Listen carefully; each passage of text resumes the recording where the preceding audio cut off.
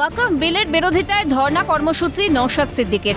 পাশাপাশি এই কর্মসূচি থেকে বাঙালি হেনস্থা এসআইআর ভুয়ো এসটিএসসি সার্টিফিকেটের বিরুদ্ধে প্রতিবাদ জানানো হয়। এদিনের কর্মসূচির মঞ্চে নজরকাড়া উপস্থিতি লক্ষ্য করা যায় চিকিৎসক আশফাকুল্লাহ নাইয়ার। মুখ্যমন্ত্রী কি রাজা, আমরা প্রজা নাকি? আমরা সবাই রাজাই রাজার দেশে। সব রাজা মিলে ভোট দিয়ে অর্থাৎ ভোটাররা মিলে এক মুখ্যমন্ত্রী বানিয়েছে 5 বছরের জন্য। পরের 5 বছর অন্য কাউকে চুজ করতে পারে।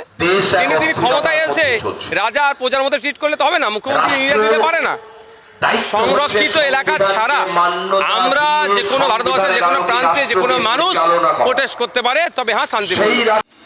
উল্লেখ্য, গত 20 আগস্ট ধর্মতলা চত্বর থেকে টেনে হিঁচড়ে প্রিজন ভ্যানে তোলা হয় বাংলার একমাত্র আইএসএফ বিধায়ককে। বুকে আঘাত, অপমান, হয়রানি এখানেই শেষ নয়।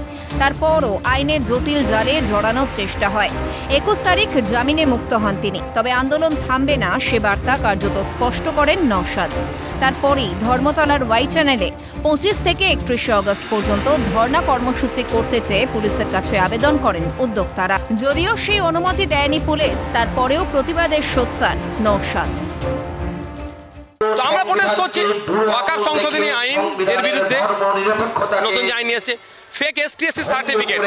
1 কোটি এসটিএসসি সমাজের মানুষ নাই, 1.5 কোটি এদিকে আপনার এসটি সার্টিফিকেট দিয়ে দিয়েছে। এর বিরুদ্ধে আমরা ওবিসি সার্টিফিকেট যে টালমাটল চলছে তার বিরুদ্ধে আমরা যে এসআইআর এর নামে যে নাগরিককে হয়রানি করার চেষ্টা হচ্ছে বা ডিভোটার বানিয়ে দেওয়ার কুচক্র, তার বিরুদ্ধে আমরা আজকে আমাদের ধন্যমঞ্চ।